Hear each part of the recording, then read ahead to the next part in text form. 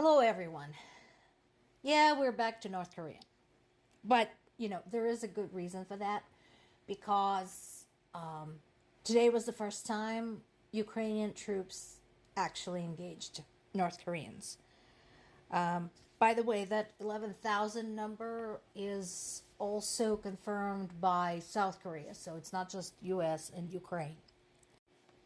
The mood in Ukraine among both Ukrainian civilians and Ukrainian military about all this is pretty much as I described it earlier. When I was talking to my parents on Sunday, my dad said, yeah, we're ready for them. Let them come. We have prisons ready for them. We have Korean language interpreters ready for them. So, yeah, come on, try it on. As expected, the initial engagement between Ukrainian and North Korean troops took place in Russia's Kursk region. So far, Russians have been unable to dislodge Ukrainians from there for months. And here's what we are hearing from the Russian side. And once again, that matches the predictions of military scientists, war historians, and so on and so forth. We talked about the overall casualties in this war that have been truly monumental for Russia, more than in any military conflict they had participated in after World War II. Not comparable to the losses in World War II. That's a separate story. But everything they've participated in since then have been exceeded by the losses they'd sustained in their attempted invasion of Ukraine. And while they know that North Korean pilots participated in Vietnam and also participated in the Yom Kippur War in Egypt, that was a long time ago. As this article points out, North Korea had not fought in an actual war, a major war like that, since the 1950s. That is a long time to have nothing but a bunch of military drills and parades. At this point, it is a big question whether North Korean soldiers are going to be help or hindrance to the Russian military. Something else to think about as they're about to face real combat against a far more experienced opponent is that they're not really making much out of this.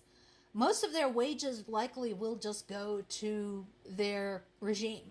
So there is that. Vicious fighting, bad conditions, no pay.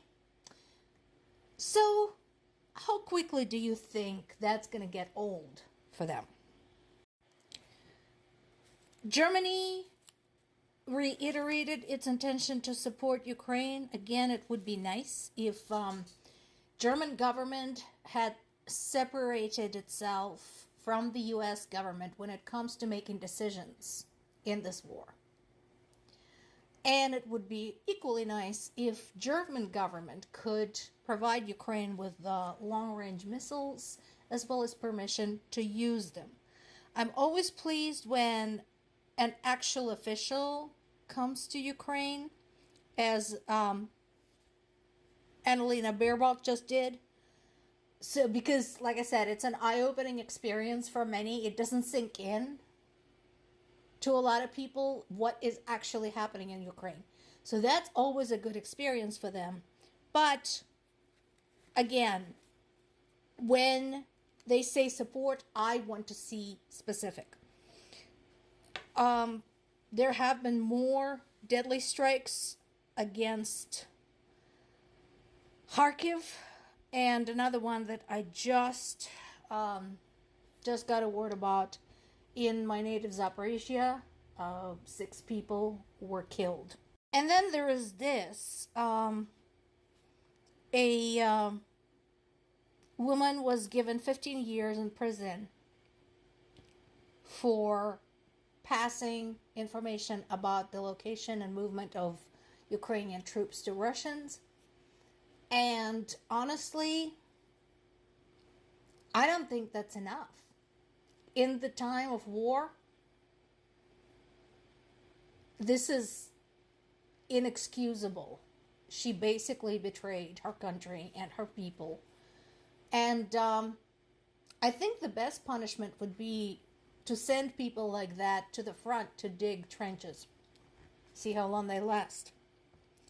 And then there was another security incident with an incendiary device that was caught in Germany that was due to be sent by air to the UK.